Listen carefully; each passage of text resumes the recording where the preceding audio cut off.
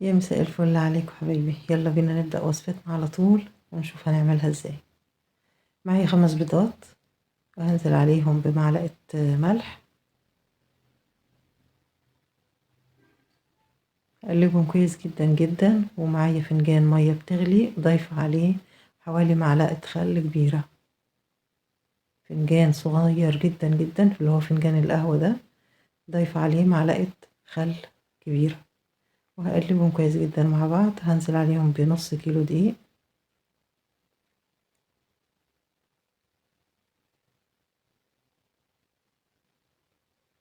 وهنبتدي نعجنها بإيدينا لحد ما تبقى معايا عجينة متماسكة كده وناعمة، يعني هفضل أعجن فيها لحد ما أحس إن الملمس بتاعها ولونها وشكلها بقت ناعمة كده وفيها لمعة كده، بتبقى حلوة جدا. من البيت طبعا. هنا دهنتها مسحة زيت وركنتها في الطبق ترتاح. هنا دي الطاسة اللي معايا كنت مسيحة فيها شوية زبدة اللي هم في الطبق الأبيض دوت، وحطيت مكان تسيح الزبدة معلقة زيت، ونزلت باللحمة بتاعتي.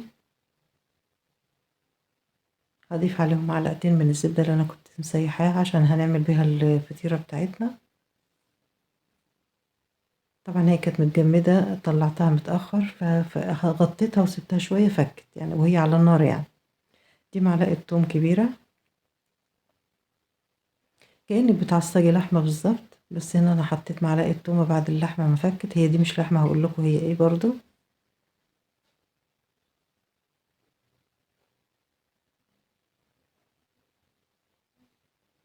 نزلت عليها ببصلاية كبيرة متقطعة مكعبات صغيرة، مقطعها بالسكينة مكعبات صغيرة.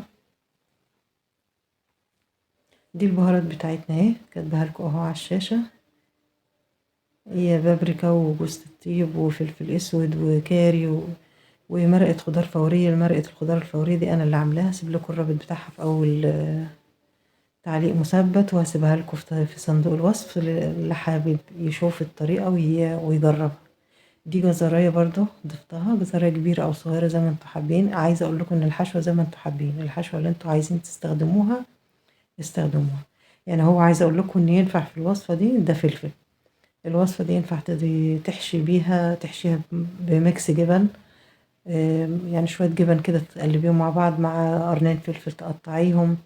يعني الحشوة اختياري زي ما انتوا حابين. هنا انا ضفت الفلفل وفضلت اقلب فيه لحد ما احس ان هما بدأوا يطروا كده شوية. ضفت الطماطمية، حباية طماطم متقطعة مكعبات برضو. دي اخر حاجة.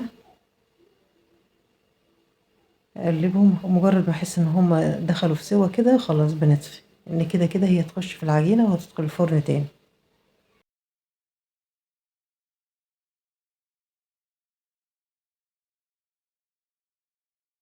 هنزلها بقى من على النار ونشوف بقى هنعمل ايه بقى في العجينة بتاعتنا. طبعا ده نص كيلو دقيق، فهقطعه على 8 كور، 8 قطع يعني.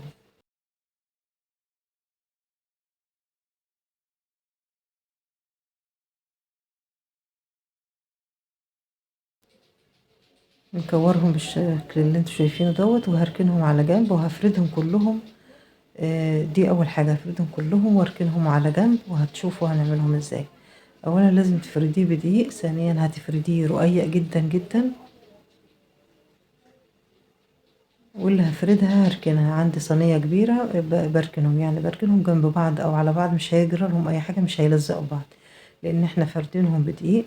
وهي العجينة دي بمجرد ما بتفرديها رقيق قوي بتبتدي تشد على طول، لان معجونة بيض. تفرديها كويس جدا اهو. بص بتبقى رقيقة كده، بتحسيها شفافة كمان. مش مهم بقى طلعتيها مدورة مستطيلة، مش هتفرق معانا. هفرد بقى الباقيين كلهم بنفس الطريقة، لازم نفردهم رقيق جدا جدا، وهنركنهم على جنب. وبالدقيق في كل واحدة برش الدقيق من فوق ومن تحت. الدقيق هيساعد على الفرد وهيخليها ما تلزقش وانت بتفردي فيها كده. افردوها بالطريقة اللي انتوا حابينها. عايزة اقول لكم ان العجينة دي تعتبر قريبة جدا من عجينة اللازانيا. للناس اللي عايزة تعرف طريقة اللازانيا ازاي، هي دي تنفع عجينة لازانيا. خلاص انا خلصتهم فرد زي ما وريتهم لكم كده في الصينية، رصيتهم جنب بعض. هنا معايا ميه بتغلي في حاجه تكون واسعه، وحطيت فيها معلقه ملح، والطبق الاستانلس اللي ورا ده حاطه فيه ميه ساقعه من الحنفيه. وهنزل باول فطيره عملتها بنسلقها لمده 30 ثانيه بس مش اكتر اهي. 30 ثانية تفضلي تقلبي فيها كده يعني، بس بهدوء وبالراحة عشان ما تتقطعش منك. هي عجينتها مجرد ما بتشم النار بتحسيها شدت كده، بقت عاملة زي ما اكون ايه، بتبقى عاملة زي الكاوتشة كده، او زي عجينة المكرونة، اشد كمان من عجينة المكرونة، لان دي زي ما انتم شايفين معجونة ببيض. للناس اللي هتقول ان البيض غالي وده 5 بيضات كتير في حتة العجينة دي، ممكن تعجني ب3 بيضات بس. زي ما انتم شايفين طلعتها من الميه السخنه على الميه الساقعه، وبعد كده الصينيه دي اللي معايا مدهونه زبده او سمنه، اي ماده دهنيه انتوا حابينها. وهفردها فيها وهركنها على جنب. لو انت حاسه ان ال5 بيضات كتير، ممكن تعجني ب3 بيضات بس، وتكملي الباقي بميه بس، تشيلي معلقه دقيق وحطي بدلها معلقه كبيره نشا. كده هتنفع معاكي وهتبقى حلوه برضه.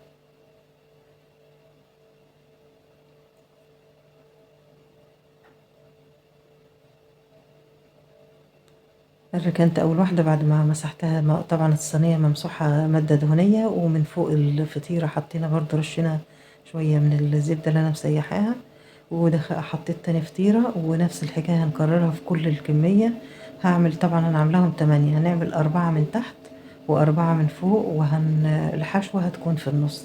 ينفع تحطي طبقتين من تحت وتحطي حشوة، ممكن طبقتين تاني وتحطي حشوة تاني، يعني ممكن الحشوة تيجي بين الطبقات، مش لازم طبقة واحدة تكون حشوة، طبعا برضو الاختيار ليكم انتوا. دي تاني واحدة اهي، طلعتها وبتصفيها من المية كويس جدا، وهوريكم بصفيها من المية ازاي، من المية الساقعة. لازم تصفيها وتنزلي المية اللي فيها كلها على قد طبعا ايه ما تقدر، يعني بالراحة برضو عشان ما تتقطعش منك. هي مش بتتقطع، هي بتستحمل الشغل يعني. عجينتها كاوتشية كده يعني ماسكة نفسها.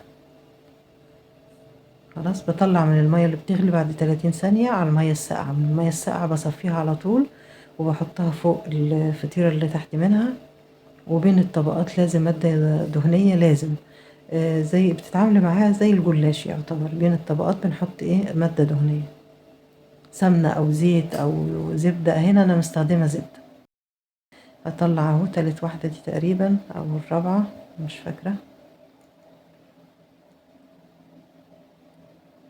هي خطواتها سريعة على البوتاجاز، خطواتها سريعة، يعني في 2.5 دقيقة تقريبا كنت خلصت.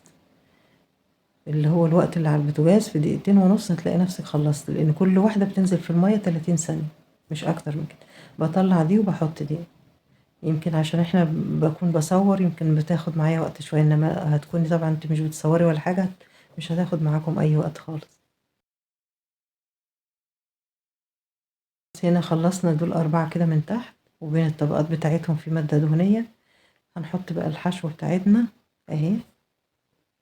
كمية الحشوة ونوعها برضو براحتكم، كمية الحشوة والنوع بتاعها براحتكم، ممكن لحمة معصجة، ممكن أي حاجة. هنعمل بقى ال4 اللي على الوش. ادي أول واحدة،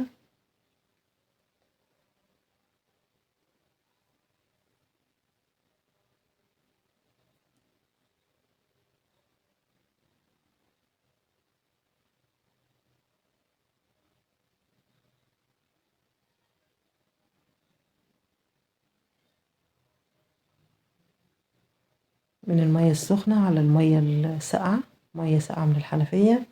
لو حسيت ان المية الساقعة اتعكرت معاكي شوية وفيها نزل فيها زي نشا من الدقيق يعني وكده، بتغير المية. انا هنا غيرت المية مرة واحدة. بص انا هنا عايزة اوريكم بنزل المية ازاي اهي، كده كده بتسحبيها تجيبي من فوق لتحت كده، بتتسحب معاكي المية وبتنزل، بتبقى ملمسها ناعم كده وعاملة زي الجلدة كده يعني. مش هتتقطع منك ما تخافيش. انا هنا دي اتقطعت مني، اول واحدة تتقطع مني بالمعلقة وانا بقلبها في المية السخنة، لان الفطيرة دي كنت مرققاها زيادة عن اللزوم وانا بفردها بالنشابة على الترابيزة، فدي اللي اتقطعت. بس ما فيش اي مشكلة خالص يعني، عادي يعني لو اتقطعت منك واحدة ولا 2 ولا يجرى حاجة، كده كده هيمسكوا ببعض تاني في الفرن. وبتتقطع بعد كده اهو زي ما انتوا شايفين كده اهو. وهنحط لسه فوقيها 3 طبقات تاني، وبرضو معلقة السمنة او الزبدة عشان تبقى مورقة معاكي من جوه وحلوة. هنا حسيت المية نقصت. مهم جدا على فكرة ان المية اللي انت هتنزلي فيها الفطيرة، المية السخنة لازم تكون كتيرة عشان الفطيرة تكون عايمة. لو المية قليلة هتسقط، تحصل الألمونيا من تحت او الحاجة اللي انت بتسلقي فيها هتلزق. انما لما المية بتكون كتير فبتبقى عايمة مش هتلزق منك.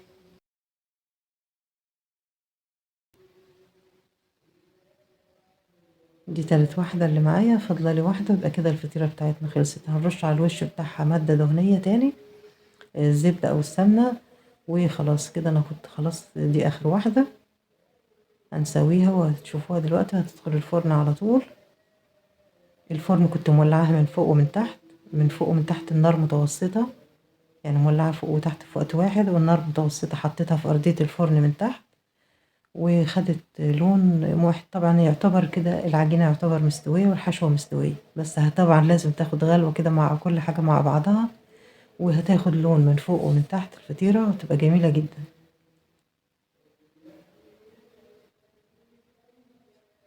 لو الفرن بتاعتك مش بتولع فوق وتحت في وقت واحد، سيبيها من تحت تاخد لون. اول ما تحسي الحروف بتاعتها بقت لونها ذهبي هتولعي لها الشوايه، تاخد اللون اللي انت حباه وخلاص على كده.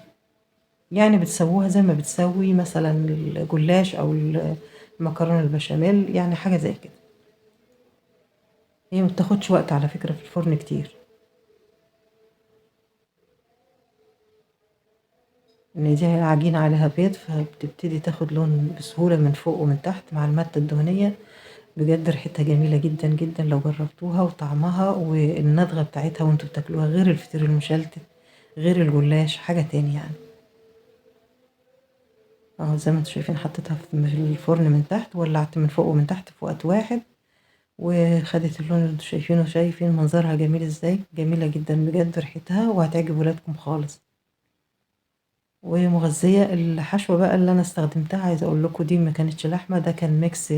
عندي قطعة فرخة، عندي وشوية قلوب من الفراخ، قلوب مش كبدة. ممكن لو عندك قوانص حطي. يعني عايزة اقول لكم اي حشوة تنفع. يعني عايزة اقول لكم الحشوة بتاعتي دي ما كانتش لحمة. يعني تجمعي شوية حاجات كده، وكنت مجمعاهم وقطعتهم وكنت شايلاهم في الفريزر في الطبق ده، ونفعهم. عملوا فطيرة، عملوا وجبة حلوة جدا. صينية كبيرة هنا الصغيرة. هنا انا عايزة اقول لكم قطعتها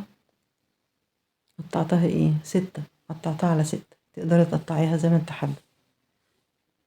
بس طبعا كانت قطع كبيرة قوي. تقدري تقطعين الصينية دي صينية كبيرة اللي هي الصواني الكبيرة اللي في القطن. خلاص زي ما انتوا شايفين المنظر اهو. وكده خلصت الوصفة بتاعتنا. جربوها، وصفة جميلة جدا. اهي زي ما انتوا شايفين منظرها من جوه عامل ازاي. جميلة على فكرة. تنفع ينفع تحشيها مكسرات. يعني مش شرط تتعمل كده. ممكن تتسقي شوية سيرب تقيل وتحشيها مكسرات او الحشوة اللي انتوا حابينها. هتبقى جميلة جدا برضو كنوع من انواع الحلويات. يعني مش شرط تتعمل حاجة، ممكن تتعمل حاجة مسكرة. بصوا من جوه شكلها عامل ازاي، طرية ومش معجنة طبعا. بصوا جميلة جدا جدا. جربوها ان شاء الله تتبسطوا بيها. بس كده خلصت الوصفة بتاعتنا. متنسوش تعمل لايك للفيديو لو عجبكم. نشوفكم على خير فيديو جديد. باي باي.